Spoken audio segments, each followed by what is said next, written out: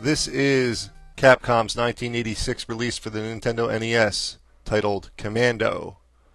It was a port of a 1985 arcade game by the same name, and it's also a term used to describe going outside without wearing underwear under your clothing. So you know right there it's going to be fun, because going outside Commando is definitely fun too.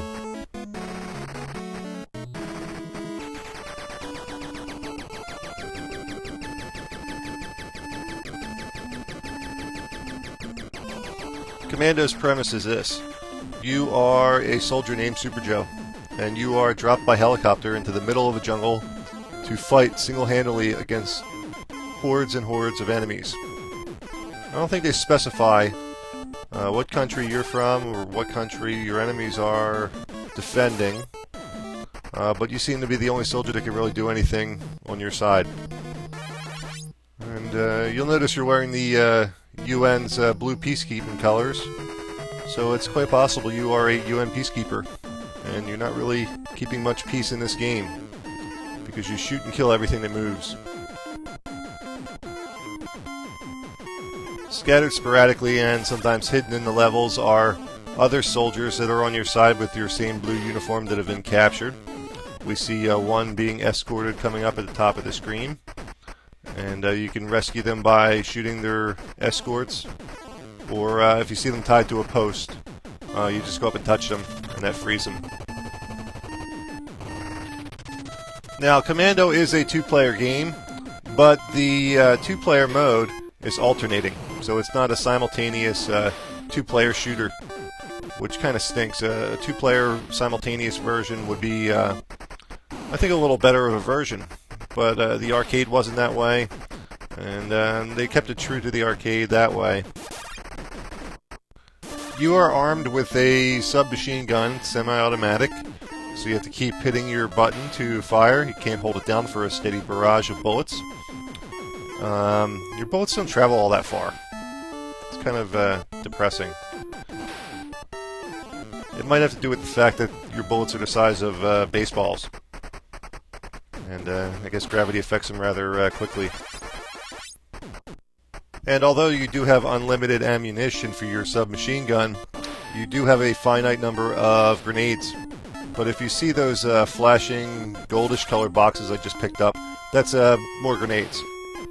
So you come across quite a few bonus grenades in the game, so don't be shy about using your grenades. Occasionally soldiers will leave behind bags of, I guess, money or I don't know, whatever soldiers carry in bags, rations, I don't know. Gives you bonus points. You can't touch water in this game. That was a little mystery to me. I guess Super Joe is afraid of the water, or gets, if he gets wet.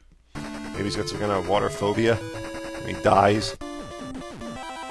But each stage has an end area. The screen stops scrolling, and you fight off a pretty big swarm of enemies. Once you kill them all off, you progress to the next stage. Oh, and when you throw grenades, I don't think I mentioned this, but when you throw grenades, you can only throw them towards the top of the screen, regardless of what direction you're facing. So that's that's something that takes a little getting used to. It's no Halo 3. You can't, target someone off to the side and throw a grenade their direction. Grenades can only go up.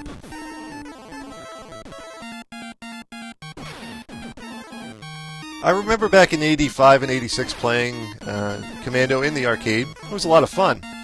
And I also remember playing it at home on the NES. And I remember thinking that it was great I could play it at home because it was identical to the arcade and I didn't have to spend quarters. But I must have, in retrospect, I think I needed a new pair of glasses or something because it's quite poor looking compared to the arcade. But still not as bad as other ports of it. This game was ported on many, many systems, including the Atari 2600 and the Intellivision system. So I'm sure the versions of Commando for the Atari 2600 are probably pretty deplorable. I'll have to pick up a copy and give it a review here, but I don't currently have a copy of it for the Atari 2600 or the Intellivision system.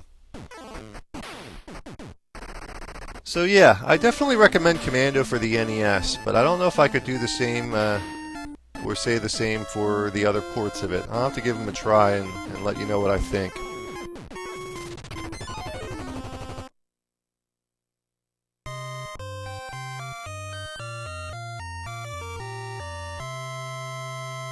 That's some really great dramatic death music, by the way, when you run out of lives. So if you see Commando laying around for the NES for a couple bucks, I'd definitely pick it up. It's a good time. It's a lot of fun. It's got some replay value. There's a continue option, which always helps make the game a little more replayable. And yeah, if you really love the game, you can even honor it by going Commando when you go to pick up the game. I'm your host, Dommy, for Classic Games Revisited. Until next time.